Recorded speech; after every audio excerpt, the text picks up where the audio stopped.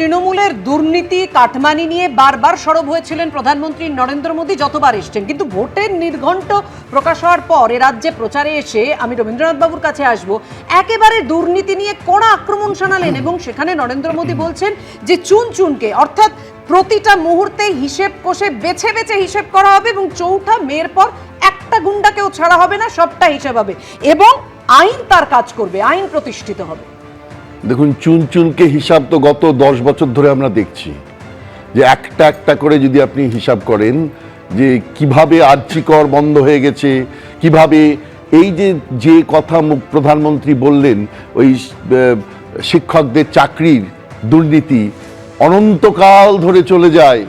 এবং কোনো জায়গায় সিবিআই, ইডি, এনআইএ কিছুই করে না। এই তো আমরাও তো ক্ষুব্ধ, আমরা তো চুন চুনকে হিসাবের কথা আমরাও তো চেয়েছিলাম, কিন্তু কোথায় ইডি, সিবিআই, এনআইএ কিছু করেছে? কেউ বলতে পারবে মানে গঙ্গা জলের মধ্যে দাঁড়িয়ে, এক বুক গঙ্গা জলে দাঁড়িয়ে কেউ বলতে পারবে যে হ্যাঁ এই ঘটনা আমরা বলছি, হ্যাঁ ইডি সিবিআই করেছে?